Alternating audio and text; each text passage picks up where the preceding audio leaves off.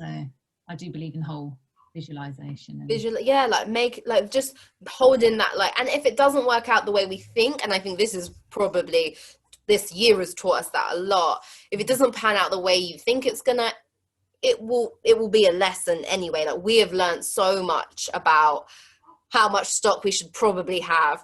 Having too much might be better than not having, you know, but it's hard when you're a small business to go with, you know, not a factory of storage over here, to be able to go, just bring over all the boobs, because we need all the products. Like, this is the thing, because when you start with nothing, right? It's not like we had this big pot of cash that we were like, right, we're going to inject thousands of pounds, hundreds and thousands, yeah, that we did not even know would even take off.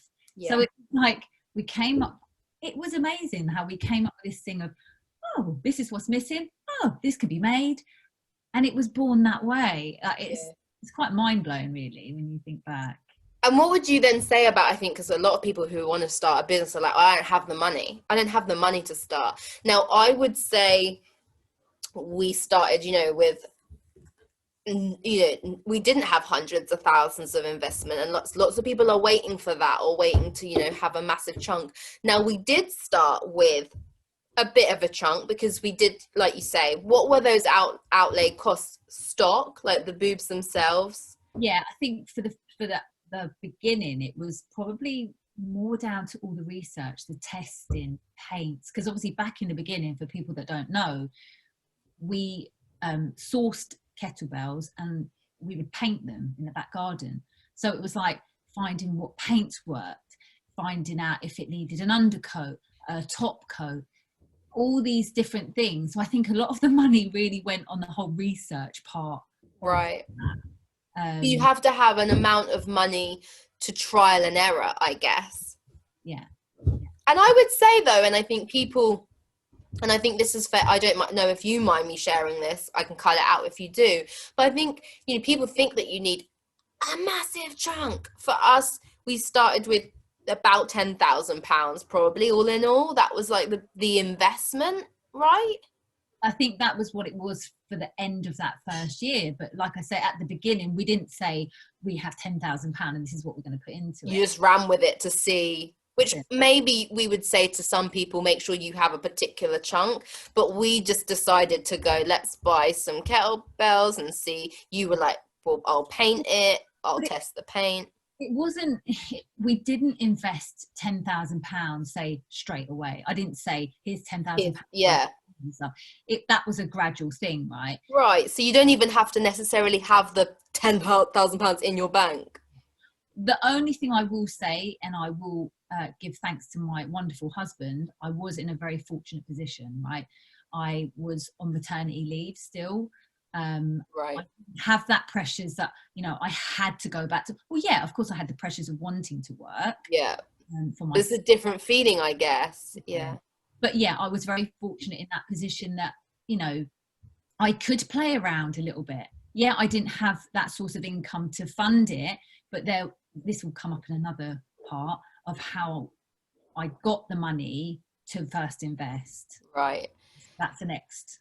Yeah.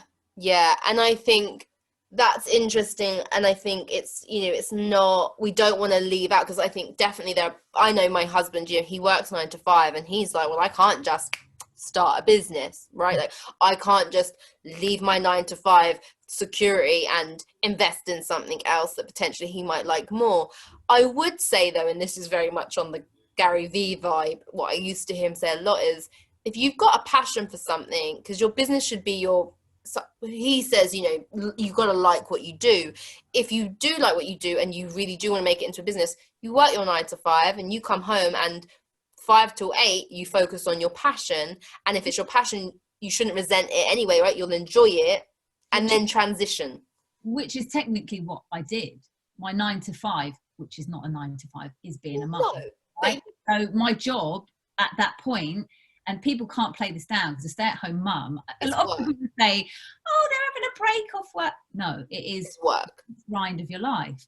So, and I knew I had a goal that I was set from the beginning before Kettle Boobs was born. I wanted a business and I wanted to be fully functioning, up and running by the time my youngest started school. Yeah. I knew that I had to really work hard in that time that I had off, because again, I was fortunate to be able to be off with my kids from the beginning. But yeah, you have to look after your kids, which are number one priority, and then do all the business side around that. Yeah, you had to make time. Yeah, but that's the thing, like you said, when you have a passion, and I love it, and for me to be able to be creative, literally I'm in my element. If I'm out there in the back garden freezing my nuts off in the cold, spraying the booth, like, I love it. It sounds cheesy, but I just love that shit. You love creating I guess a product, but I would say also it's not even just about creating the product. Like, what you are great at is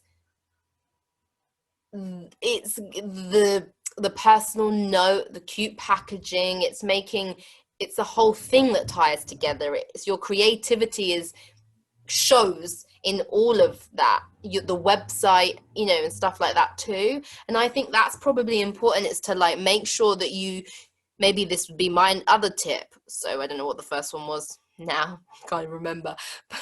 How awful. You heard it, you'll remember, make notes. But I would say another tip would be know your strengths and make sure that then you play with them in all aspects of the business and see where you can showcase them.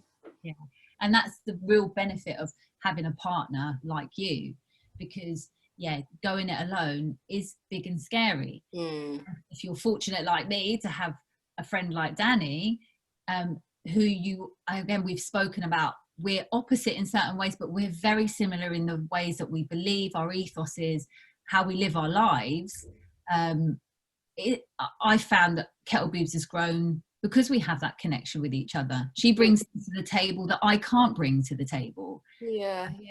So if and just also that's good. But if you want to go alone,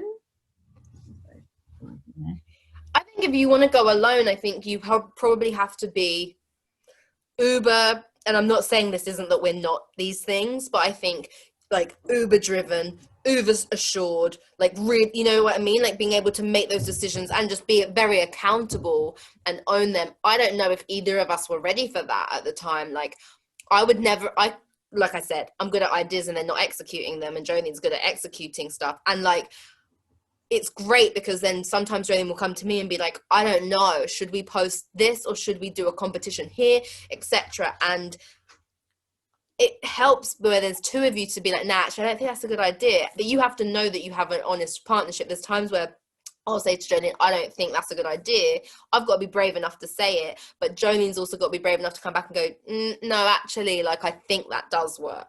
And so you have to be very open that if you are going to go into business with someone, and this would be another tip, and I would say, one, in terms of your day-to-day, you've got to be very open and honest and clear and know that we're not taking this personally if I say this X, Y, Z. But your point you made, Jolene, was having your T's and your C's and stuff sorted. Both me and Jolene were so blasé, we didn't really know. And people would like put things in writing and you're like, well, we don't really need to, but we didn't have a clear plan. No. And maybe that's it. Just have a clear plan of where you're going to want to go and be in 2 years. And I think this is a good thing to share. And again, I'll cut it out if it's too much. But for me, I never really, you knew you wanted a business to be able to, a viable business to make money by the, once your boys are at school. For me, I have my coaching business, right? So I never looked at Boobs as like a money maker. I just knew I wanted to be involved in the brand, like the idea between us, like I knew that worked and I really wanted that. So I hadn't really thought about how much money it needed to make in year 1 or 2. Yeah. I hadn't. And I hadn't, because for me, it was like, listen, I wanted a business, but because it was like a creative hobby in a way, I was quite happy with that. So again, it was like we just went into it. It's the unknown, right?